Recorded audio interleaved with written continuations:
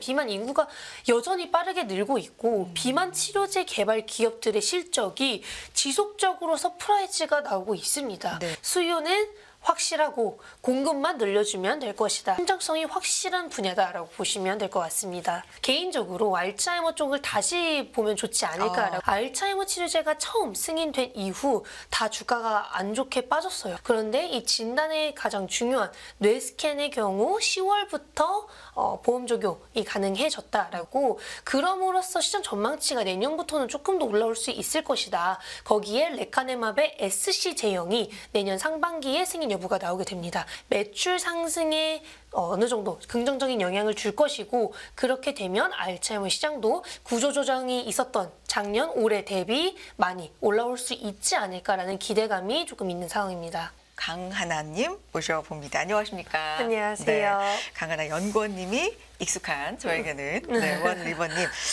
자, 일단 이 얘기부터 좀 해볼까? 유전자 가위가 사실 제약바이오 업계에서 가장 최근에 핫한 거 맞나요? 네, 맞습니다. 네. 이제 11월 16일에 네. 영국에서 이제 세계 최초로 유전자 가위 기술을 접목시킨 카제가비가 승인이 되었습니다. 네. 그러면서 세계 최초라는 게 바이오에 있어서 되게 중요하게 작용을 하잖아요. 그러면서 이제 관련 기업들도 많이 오르고 있고, 국내뿐만 아니라 해외에서도 유전자 가위가 지금 가장 핫한 상황입니다. 그럼 그 얘기를 좀 해볼게요. 유전자 가위라는 게 말 네. 그대로 유전자 DNA를 자른다 네네. 이런 겁니까? 네, 맞아요. 원래는 이제 박테리아 연구 중에 발견이 네. 된 건데요. 네. 이제 박테리아가 바이러스로부터 자기를 보호하기 위해서 바이러스 공격에서 좀 생존한 박테리아를 연구하다가 박테리아가 이제 침입한 바이러스의 DNA 일부분을 자신의 DNA 안에 이제 집어 넣는 모습을 본 거예요. 그래서 그걸 보면서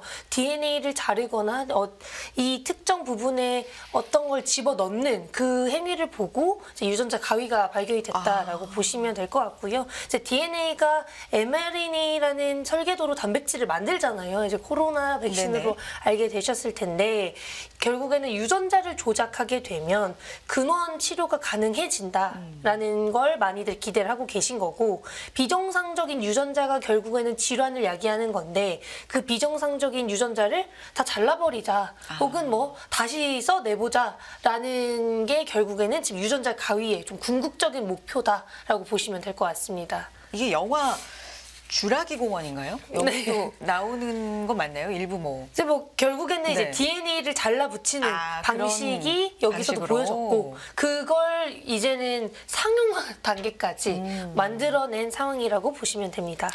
그래서 앞서서도 말씀해 주신 카스거비를 네. 승인한 겁니다. 이게 영국이죠. 네, 맞습니다. 관련돼서 뭐 전 세계 이 유전자 가위와 관련된 업체들한테는 이게 굉장히 또 핫한 이슈가 됐을 텐데, 이건 어떤 의미입니까? 카스거비 세계 최초 승인인데요.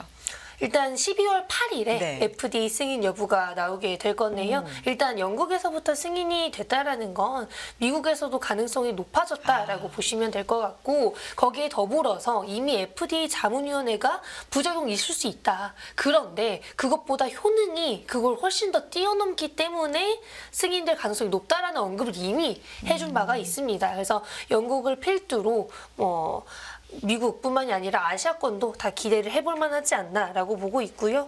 원래는 이번에 승인된 카스거비가 지중해 빈혈 치료제잖아요. 근데 지중해 빈혈 치료제는 여태까지 없었어요. 원래는 이제 정기적으로 수혈을 하거나 골수 이식을 해야 되는 상황인데, 원샷으로 치료가 가능해지다 보니 이런 치료제가 나옴으로써 앞으로 좀 심각한 질환의 경우 유전자 가위가 좀 많이 쓰이지 않을까 이렇게 보고 있습니다. 네.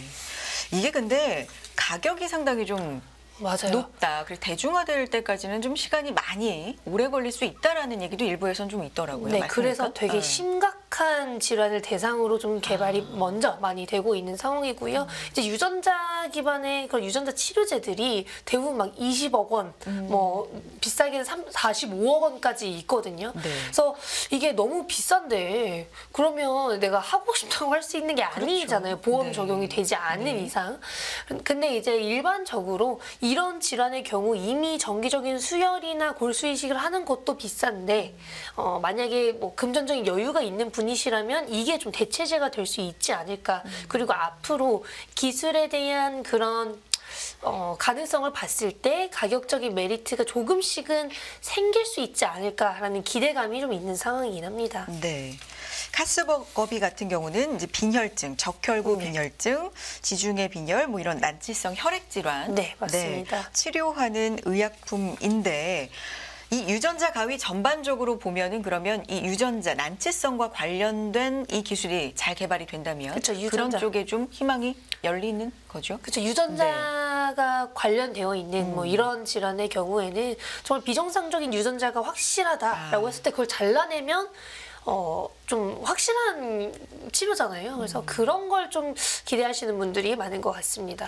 관련된 이 국내 기업들도 일부 종목들이 좀 주가가 움직인 기업들도 있고 이 관련돼서 투자를 하실 때 어떤 부분을 좀 유의해야 될까요? 어떤 부분 봐야 될까요? 일단 유전자 가위는 네. 특허 이슈가 여전히 좀 많이 남아있는 상황이기 네. 때문에 저는 개인적으로 국내보다는 해외 기업들을 보는 게 더 좋지 않을까라고 설명을 드리고 싶고요. 이제 해외에서도 너무 초기 단계인 기술이고 여전히 부작용에 대한 얘기가 많이 나오고 있습니다.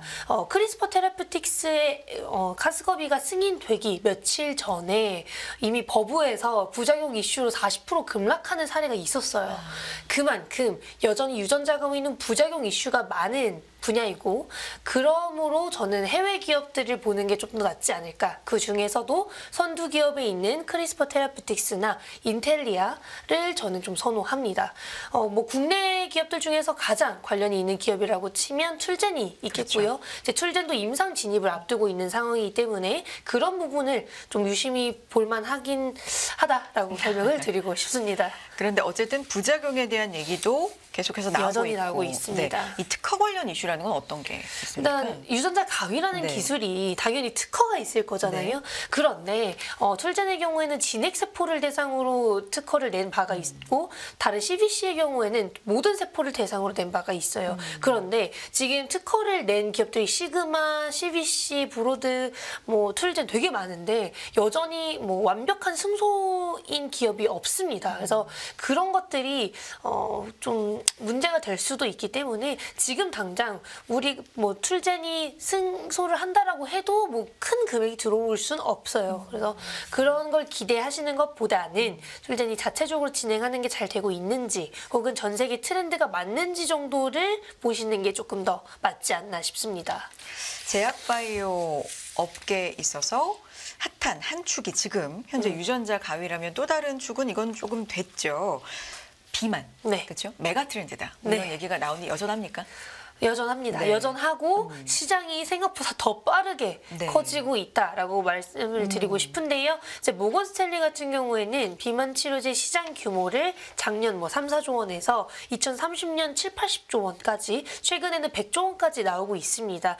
그리고 이제 세계 비만 재단의 경우에는 전 세계 비만 인구가 2020년도에 약 10억 명이라고 했다면 2035년에는 20억 명을 넘을 것이다라고 얘기를 하고 있어요. 그만큼 비만 인구가 여전히 빠르게 늘고 있고 비만 치료제 개발 기업들의 실적이 지속적으로 서프라이즈가 나오고 있습니다. 네. 이제 비만 치료제이자 당뇨 치료제들의 실적이 이렇게 잘 나오고 있고 이 두 기업 일라이릴리와 노보노디스크가 증설을 또 계속하고 있어요. 그만큼 수요는 확실하고 공급만 늘려주면 될 것이다. 그렇게 되면 이제 비만 당뇨 치료제 시장은 계속해서 커질 수밖에 없는 여전히 성장성이 확실한 분야다라고 보시면 될 것 같습니다.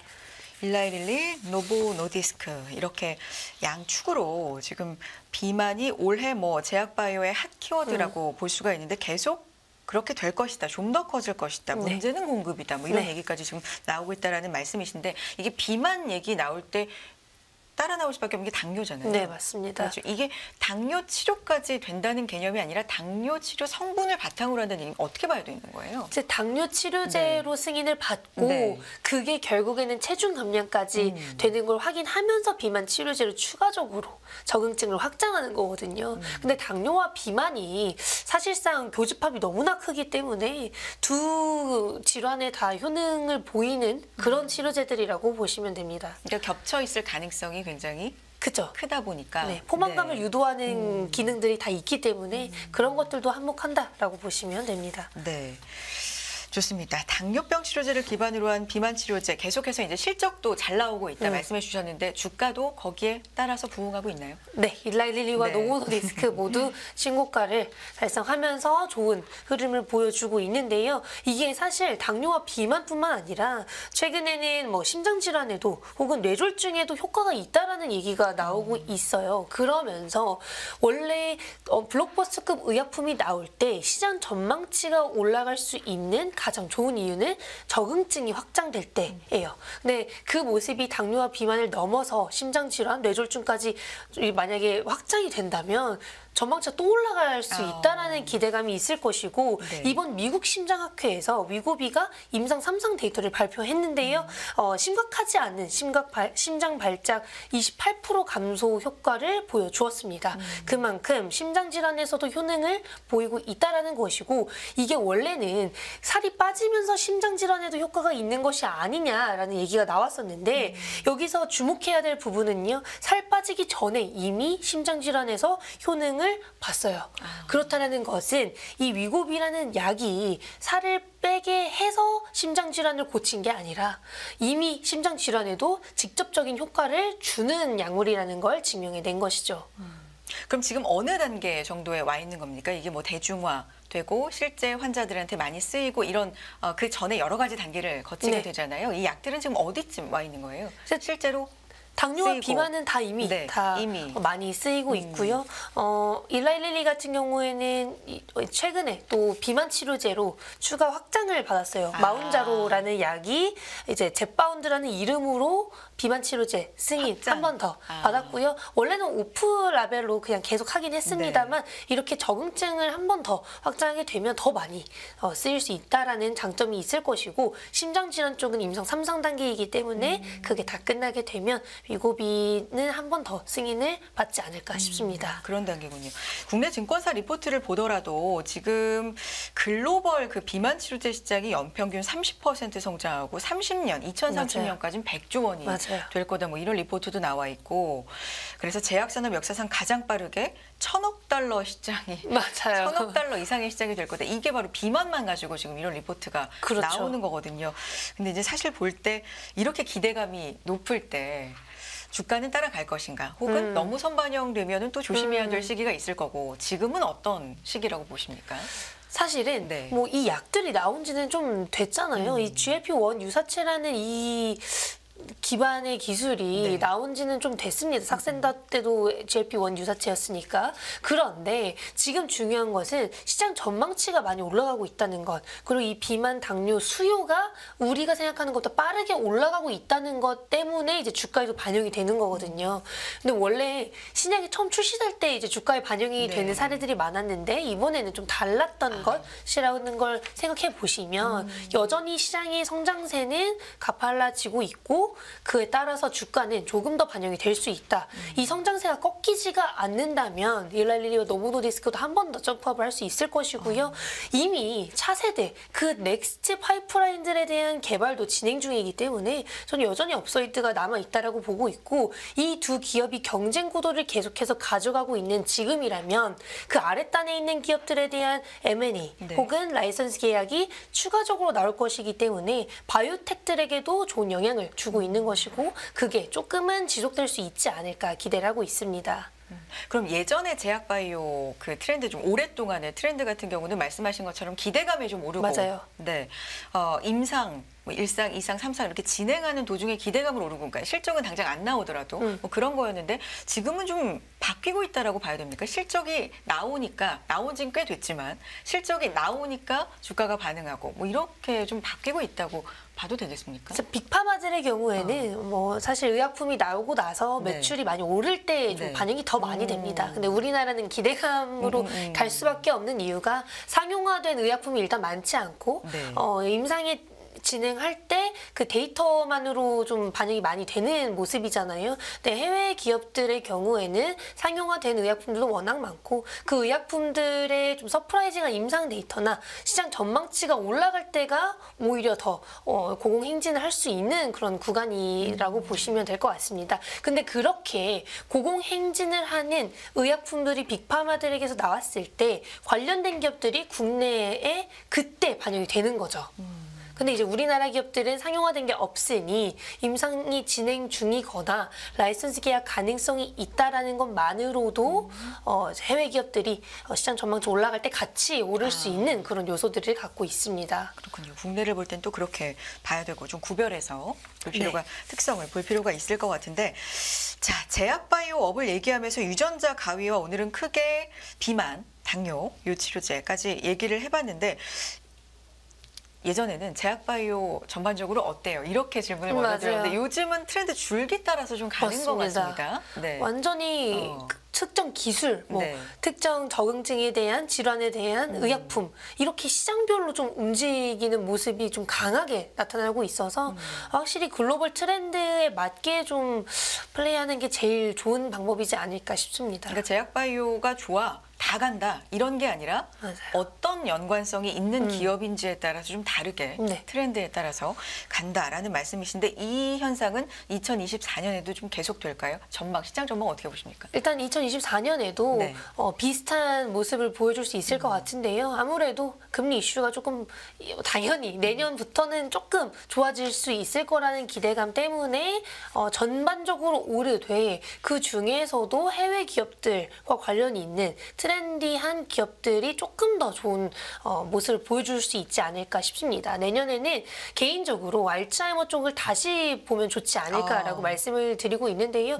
그 이유는 알츠하이머 치료제가 처음 승인된 이후 다 주가가 안 좋게 빠졌어요. 왜냐하면 알츠하이머 치료제 승인 이후 아두카누맙은 실패로 결론이 났고 그 이후 레카네맙 같은 경우에는 레카네맙은 보험 적용이 되었지만 여전히 매출액이 많이 올라오지 못한 상태인데 그 이유는 알츠하이머의 경우 진단을 하는데 돈이 너무 많이 들어가는 거예요. 그런데 이 진단의 가장 중요한 뇌스캔의 경우 10월부터 보험 적용이 가능해졌다라고 보시면 될 것 같고 그럼으로써 시장 전망치가 내년부터는 조금 더 올라올 수 있을 것이다. 거기에 레카네맙의 SC 제형이 내년 상반기에 승인 여부가 나오게 됩니다. 그래서 그런 것들이 결국에는 매출 상승에 어느 정도 긍정적인 영향을 줄 것이고 그렇게 되면 알츠하이머 시장도 구조조정이 있었던 작년, 올해 대비 많이 올라올 수 있지 않을까라는 기대감이 조금 있는 상황입니다. 네.